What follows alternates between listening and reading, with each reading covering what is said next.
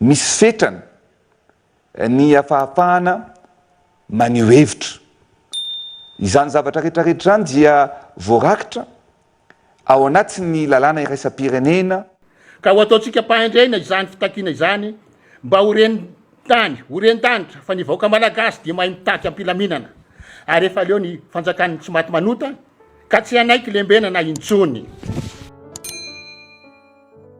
Mienjana roa ny tady mifehy raharaha politika amin'ny fotoana iresantsika izao. Toy izao hitantsika amin'ny sary izao ny eny amin'ny 13 Mai Analakely sy ny manodidina rehetra efa rakotra mpitandro filaminana miandry fahatongavan'ireo kandida 12 sy solombavambahoaka izay miaradia amin'izy ireo ary ny vahoaka izay anatevin-daharina ny fitakiana eny amin'ny kianja. Araka efa nolazaina teo dia mienjana ny tady ny etsy andaniny ANDRY RAJOELINA mahatsapa fa anakorontana ireo kandida 12 hidina ny kianjan'ny 13 Mai androany amin'ny fotoana iresantsika izao amin'ny 10 maraina. Etsy ankilany kosa kandida 12 miaraka amin'ireo solombavambahoaka miaradia amin'izy ireo nanao fanambarana omaly fa hidina ry amin'ny 13 Mai ampilaminana hitaky ny tsirariny sy ny fandikan-dalàna fa nitsakitsana ny lalam-panorenana eto amin'ny tany sy ny firenena. Ndao jerentsika ankaiky ireo fanambarana roa samihafa avy tamin'ny Andriamatoa ANDRY RAJOELINA sy avy tamin'ireo kandida 12 sy ireo solombavambahoaka niaradia tamin'izy ireo. Satria fa fantatry ANDRY RAJOELINA sy ny mpombazy fa hidina an-dalambe ireo kandida 12 dia nanao fanambarana mivantana tamin'ny televiziona maromaro teto amintsika i ANDRY RAJOELINA. Nilaza izy fa tandindozan'ny firenena ankehitriny satria ireo kandida izay antenaina hiaraka hifaninana amin'ny fifidianana dia lasa lohandohan'ny fanakorontanana eto amin'ny tany sy ny firenena. Tandindoza tokoa ny firenena ankehitriny satria ny olombe ilatsaka hovidiny no manososa izany lalàna fototra iraisam-pirenena momba ny zolombelona izany. Ny antony dia satria n'inona voalaza mazava tsara fa tsy azo atao ary voararany lalàna ary fotana mafaty ny famporisihana amin'ny fanavakavahana. Voararany lalàna ary tsy azo atao ny famporisihana amin'ny fankalana. Voararany lalàna ary tsy azo atao ny famporisihana amin'ny herisetra. Voararany lalàna ary tsy azo atao ny famparitahana hevitra ny fototra amin'ny resaka ara-poko ary melohako izany. Zay zavatra atao ankehitriny aza asiana resaka loko, aza asiana resaka foko fa mamao fady ny zavatra atao eto amin'ny firenena ankehitriny. Zay ny teneniko hoe tsy misy afaka anafaka ny olona anankiray ny fitiavan-tanindrazana. Aza asiana resaka foko, aza asiana resaka fiaviana. Za dia mijoro après ny malagasy. Mahita i ANDRY RAJOELINA fa ireo kandida 12 miaraka amin'ireo mpanaradia azy dia mitarika ny vahoaka mankany amin'ny fankahalana, herisetra ary mitarika amin'ny adim-poko, fanavakavahambolon-koditra sy ny maro hafa. Ary zay zavatra izay dia melohin'ny lalàna araka anambarany ANDRY RAJOELINA. Ankoatr'izay, i ANDRY RAJOELINA mahasamy laza fa misy fetra ny fahafahana maneho hevitra, misy fetra ny fidinana an-dalambe.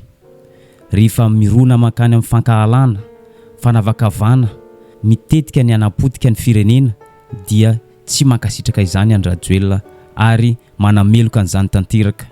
Tsy tokony jerena fiaviana ny fitiavan-tanindrazana, tsy tokony jerena amin'ny loko ny fitiavan-tanindrazana fa i ANDRY RAJOELINA dia olona tia tanindrazana araka ny nambarany.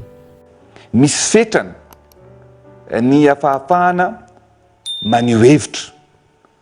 Izany zavatra rehetrarehetra zany dia voarakitra ao anatin'ny lalàna iraisam-pirenena momba ny zoan'olombelona. Vakiko amin'ny teny frantsay izany ary azavaiko amintsika amin'ny teny malagasy. Ny limiten'ny liberté d'expression dia voalaza l'incitation à la discrimination, l'incitation à la haine, l'incitation à la violence ou à la ségrégation à l'égard d'autrui. La diffusion d'idées fondées sur la supériorité ou la haine raciale. I ANDRY RAJOELINA sarotina amin'ny fanehoan-kevitra nefa raha jerentsika zao sary zao toy izao ny tamin'ny 2024 fidinana an-dalambe mitondra vatampaty hoe miala rajao. Zany zavatra zany dia fanitsakitsahana ny zon'olombelona, soatoavina malagasy ary henatra ho an'ny firenena zao nataony antoko politika mapara zao. Izao rehetra izao dia nozakainy hery rajaonary mampianina tamin'ny 2024. I Andry Rajoelina dia mahasamy laza mahitsy efa filambaniny zao ataon'ireo kandida 20 zao. Efa tsy misy afa-tsy fanakorontanana zao ataon'izy ireo zao, mitaky ny hanovana ny CENI zay rafitra hatramin'izay natokiny vahoaka, natokiny fitondram-panjakana, natokiny kandida hatramin'izay. Izy ireo ihany koa mitaky ny hanovana ny HCC izay tompo-teny farany eto amin'ny firenena. Zany zavatra zany dia tsy azo ekena ny fanakorontanana eto amin'ny firenena. Ankehitriny dia ataoko fa filambanina, ataoko fa filana voatsiara, ny filazana, ny fametrahana indray fitakiana ametrahana rafitra hafa isana amin'ny fividianana eto amin'ny firenena. Satria tsara ny mampafantatra fa ny rafitra izay mametraka ny CENI, ny rafitra izay mametraka ny HCC na ny fitsarana avy momba ny lalam-panorenana dia efa voarafitra zany ao anatin'ny lalam-panorenana, ka tsy misy olona na antokon'olona na andian'olona afaka indray ilaza sy anovana zany rafitra efa misy eto amin'ny firenena zany. Tsara ny mampatsiahy fa raha ny CENI no lazaina dia misy solotena maromaro ao anatin'izany CENI zany. Anisan'izany ohatra solotena avy amin'ny antenemeran-dolona, ny solotena avy amin'ny antenemeram-pirenena, ny solotena avy amin'ny fitsarana avo momba ny lalam-panorenana, ny solotena avy amin'ny fitsarana tapony. Etsankilany kosa kandida 20 miaraka amin'ireo solombavambahoaka isam-paritra nanao fanambarana omaly, efa nanao fomba rehetra amahana ny olana amin'ny alalan'ny fifampiresahana, amin'ny alalan'ny firesahana amin'ny vahoaka, famitana afatra amin'ny televiziona sy ny maro hafa, nefa nosakanana izany.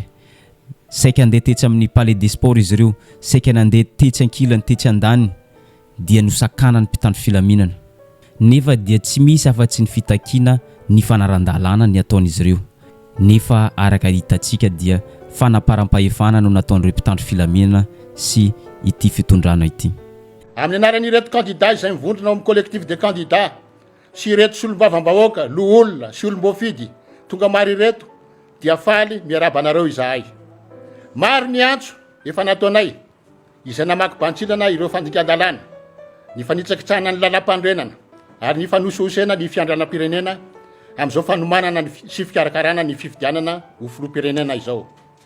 Teo ihany koa ny antso maro fa misy fitanilana eo amin'ny fampianana ny lalàna eo amin'ny kandida ireto sy ny kandida filoha nametram-pialana ary misy osoka isan-karazany eo amin'ny lisy mpifidianana. Nanao antso ihany koa zahay momba ny didy izay navoaka ny fitsarana avy momba ny lalam-panorenana fa tokony tsy ho afaka milatsaka ho fidiana ho filoha ireo izay mizaka zo-pirenena vahiny ary tsy manana ny zo-pirenena malagasy intsony.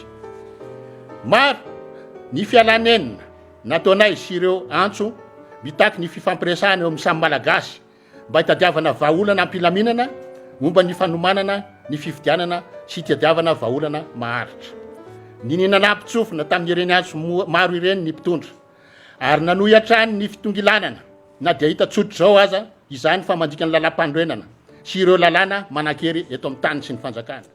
Eto dia milaza mazava ary ty afatra ty dia mivantana amin'ny Andry Rajoelina sy ireo mpanaradia azy. Ny fidinana an-dalambe zay atao ery amin'ny kianjan'ny 13 Mai dia fitakiana ampahendrena, fitakiana ankahalalana satria kianjan'ny demokrasia io. Satria ny vahoaka efa leo fitondrana tsy maty manota, leo tsy refesy mandidy.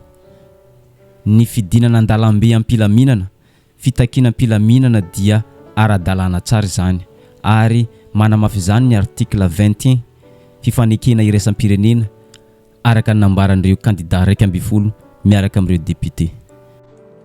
Noho izany dia miatso antsika rehetra hiaraka isika ho eny amin'ny kianjan'ny 13 Mai manomboka amin'ny alatsinainy izao amin'ny 10 maraina ka ho ataontsika mpahendrena izany fitakiana izany mba ho reny-tany ho ren-danitra fa ny vahoaka malagasy dia mahay mitaky ampilaminana ary efa leo ny fanjakany tsy maty manota ka tsy anaiky lembena na intsony mamela ny fivoriana sy ny filaharana an-dalambe ampilaminana ny article 21 ny pacte international na fifanekena iraisam-pirenena mahakasika ny zon'olotsotra sy ny zo politika nosoniavina ny 23 mars 1970 no amafisiny ary no nampirisian'ny communauté internationale izany ny 19 septembre teo tamin'ny nilazany fa mankato sy manaiky ny fahafahana tsy azo ivalozana manao fivoriana sy mandeha ampilaminana eny an-dalabe ry zareo ary mbola namafisiny ny solotenan'ny États-Unis zany tamin'ny fandalovany farany teo.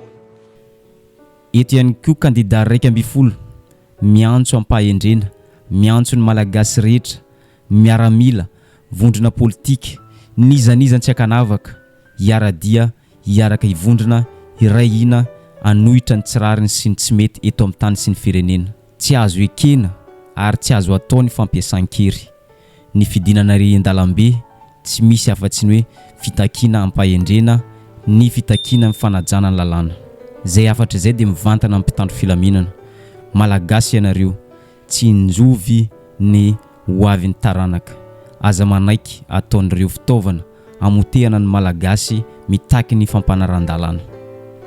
Afaka fotoana fohy dia eny amin'ny 13 Mai no mitohy ity raharaha mafana ity engane fitakina-pahendrena no iseho ary mpitandro filaminana dia hitsinjo an'ny vahoaka malagasy fa tsy ny mpanao politika izay mitady tombotsoa manokana.